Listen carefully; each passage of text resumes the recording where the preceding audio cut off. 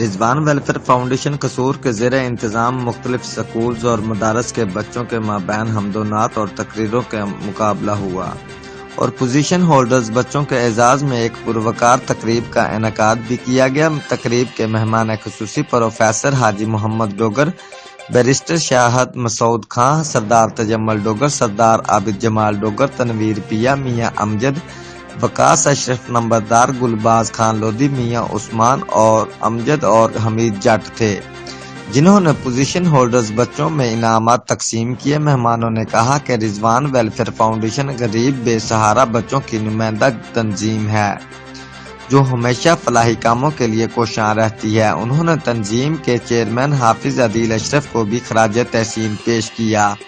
اس موقع پر دیگر اہل دیکھ اور سیاسی و سماجی شخصیات بھی موجود تھیں۔ رپورٹ مار Basharat Siddiqui, divisional bureau chief, Geo express news, Lahore.